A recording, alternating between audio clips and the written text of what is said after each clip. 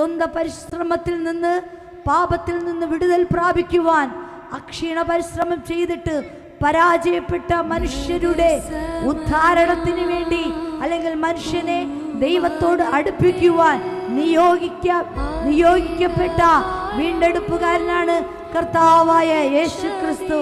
ശുദ്ധവേദ പുസ്തകം ഇങ്ങനെ പറയുന്നു, തന്റെ ഏകജാതനായ പുത്രനിൽ വിശ്വസിക്കുന്ന ഏവനും നശിച്ചു പോകാതെ നിത്യജീവൻ പ്രാപിക്കേണ്ടതിന് അവന് നൽകുവാൻ തക്കവണ്ണം ദൈവം ഈ ലോകത്തെ സ്നേഹിച്ചു. ഞങ്ങളുടെ ശബ്ദം ശ്രവിക്കുന്ന നിങ്ങളെയും സ്നേഹിക്കുകയാണ്.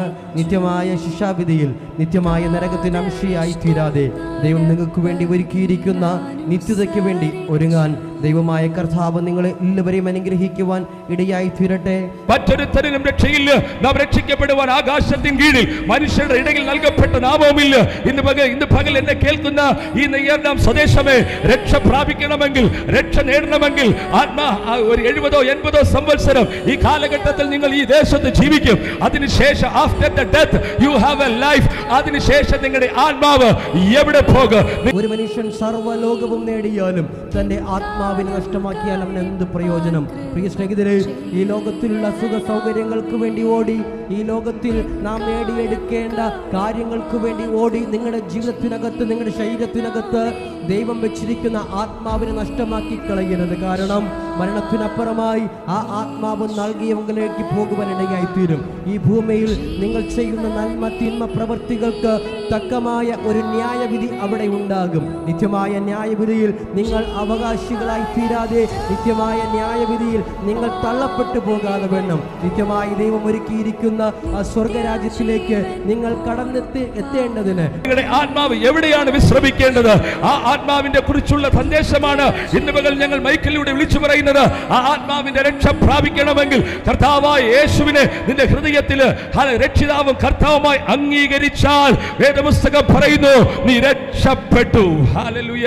അതുകൊണ്ട് കാലിത്തൊഴുത്തിൽ നിന്ന് കാൽവറി മല വരെ ജീവിച്ച ആ പുണ്യവാൻ അല്ലെങ്കിൽ ആ യേശുദേവന് ഈ ഭൂപ്പരപ്പിൽ തലചായ്ക്കുവാൻ ഇടമോ ലോക സുഖ സൗകര്യങ്ങളോ ഒന്നും തന്നെ ഉണ്ടായിരുന്നില്ല. എങ്കിലും ആ യേശുദേവൻ രോഗികൾക്ക് സൗഖ്യവും ഭൂതബാധിതർക്ക് വിടുതലും ആശ്രയിച്ച ആത്മാക്കൾക്ക് പ്രത്യാശയും മരിച്ചവർക്ക് താൻ നിത്യമായ ജീവനും സൗജന്യമായി നൽകിയിരുന്നു. ഇത് സ്നേഹത്തിന്റെ സന്ദേശമാണ്. ഇത് മാനവ ജനതയുടെ പാപത്തിൽ നിന്ന് അവനെ പുറത്തു കൊണ്ടുവരുന്ന, മനുഷ്യൻ അനുഭവിക്കുന്ന സകലമാന വിഷയങ്ങൾക്കും എല്ലാ പ്രതികൂലാവസ്ഥയിൽ നിന്നും മനുഷ്യനെ പുറത്തു കൊണ്ടുവരുന്ന സന്ദേശമാണ് സുവിശേഷത്തിന്റെ സന്ദേശം. കൊണ്ടാണ് ഞങ്ങൾ ഈ വഴിയോരങ്ങൾ വിളിച്ചു പറയുന്നത്, നിന്റെ ആത്മാവ് വിലയുള്ളതാണ്. അത് ആത്മഹത്യ കൊണ്ടോ അത് ലഹരി കൊണ്ടോ നശിപ്പിക്കേണ്ടതല്ല. ഒരിക്കലും നിന്റെ ആത്മാവ് അത് ദൈവരാജ്യത്തിൽ എത്തിച്ചേരേണ്ടതാണ്.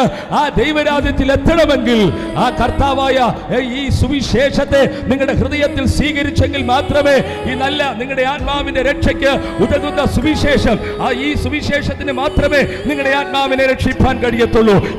തന്റെ ഏകജാതനായ പുത്രനിൽ വിശ്വസിക്കുന്ന ഏവനും നിത്യജീവൻ പ്രാപിക്കേണ്ടതിന് അവന് നൽകുവാൻ തക്കവണ്ണം, യേശുക്രിസ്തുവിനെ നൽകുവാൻ തക്കവണ്ണം ദൈവം ഈ ലോകത്തെ സ്നേഹിച്ചു. പ്രിയ സ്നേഹിതരെ, പണ്ഡിതനായാലും പാവനനായാലും കറുത്തവനായാലും വെളുത്തവനായാലും ചാതുർവർണ്ണ വ്യവസ്ഥകൾക്കകത്തുള്ളവനായാലും പുറത്തുള്ളവനായാലും ഏത് മതത്തിൽ ജീവിക്കുന്ന മനുഷ്യനായി ജീവിച്ച ഏത് വ്യക്തിയെയും കർത്താവായ യേശുക്രിസ്തുവിനെ വിശ്വസിക്കുവാൻ തയ്യാറായാൽ നിങ്ങൾ ഒരിക്കലും ഈ ഭൂമിയിൽ ലഭിക്കുന്ന മരണം കൊണ്ട് നിങ്ങളുടെ ജീവിതം അവസാനിക്കത്തില്ല. അതിനപ്പുറമായി നിങ്ങൾക്ക് നിത്യമായ സ്വർഗമെന്ന ഒരു വാസസ്ഥലം ദൈവം ഒരുക്കി വച്ചിരിക്കുകയാണ്. അരുവിക്കുഴി ദേശനിവാസികളോട്, ഈ ബിസിനസ്സുകൾ ചെയ്യുന്ന പ്രിയപ്പെട്ടവരോട് ഞങ്ങൾക്കൊരു ഉറപ്പ് തരാനുണ്ട്.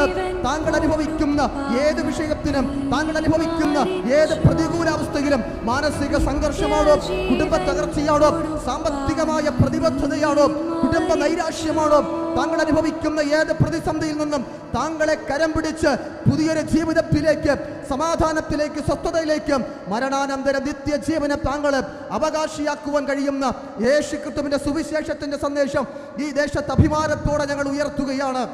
സുവിശേഷത്തിന് മാത്രമേ നിങ്ങൾക്ക് നിത്യജീവൻ തരാൻ കഴിയത്തുള്ളൂ. അതുകൊണ്ട് ഇന്ന് പകൽ നിങ്ങളുടെ ആത്മാവിന്റെ രക്ഷ അത് യേശു കർത്താവിൽ ആരാണോ വിശ്വസിക്കുന്നത് അവർക്കത് that's A gift of God, ദൈവത്തിന്റെ ദാനമാണ്.